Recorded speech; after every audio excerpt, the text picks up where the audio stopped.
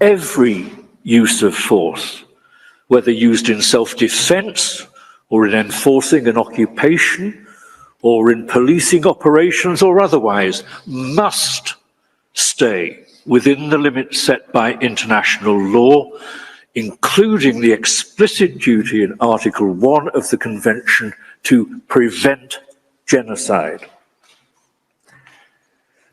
South Africa believes that the publicly available evidence of the scale of the destruction resulting from the bombardment of Gaza and the deliberate restriction of food, water, medicines, and electricity available to the population of Gaza demonstrates that the government of Israel, not Jewish people or Israeli citizens, the government of Israel and its military is intent on destroying the Palestinians in Gaza as a group and is doing nothing to prevent or punish the actions of others who support that aim. And I repeat, the point is not simply that Israel is acting disproportionately. The point is that the prohibition on genocide is an absolute, a peremptory rule of law. Nothing can ever justify genocide. No matter what some individuals within the group of Palestinians in Gaza may have done, and no matter how great the threat to Israeli citizens might be, genocidal attacks on the whole of Gaza and the whole of its population with the intent of destroying them cannot be justified. And no exception can be made in a provisional measures order to allow a state to engage in actions that are capable of violating its obligations under the Genocide Convention. It is unthinkable that a court would ever do such a thing. That is the simple point in this case. Genocide can never be justified in any circumstances.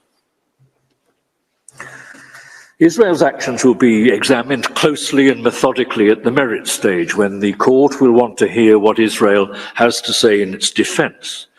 What matters now is that the evidence indicates that Israel's actions have violated its obligations under the Genocide Convention, that they continue to violate them, and that Israel has asserted that it intends to continue them. Israel may say that it will comply with all of its obligations under the Genocide Convention and that orders from the court are not necessary. But in previous cases, the court has held that such unilateral statements do not remove the risk of irreparable prejudice or obviate the need for a court order.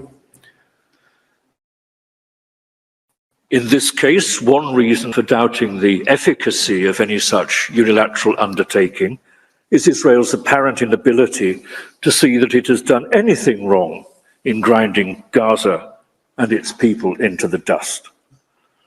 Another reason is that a departure from or reinterpretation of any unilateral undertaking by Israel may lead to consequences so appalling that the risk simply cannot be taken.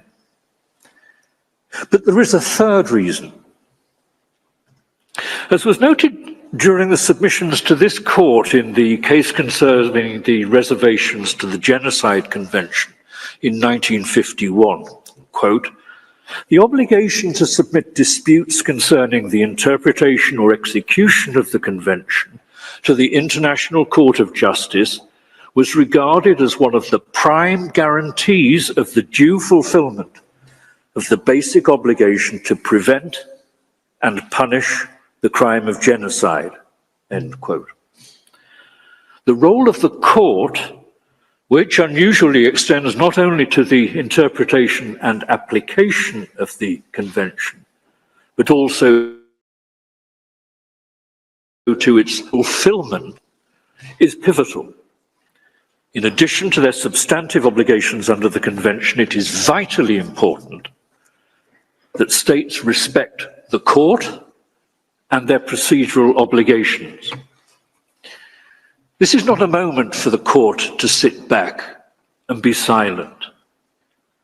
It's necessary that it assert its authority and itself order compliance with the obligations under the Genocide Convention. Indeed, it's hard to think of a case in recent history which has been so important for the future of international law and of this court. Madam President, members of the court, that concludes my submission. I thank you for your attention, and unless I can help you further, I would ask that you call on South Africa's agent to read out the request for relief.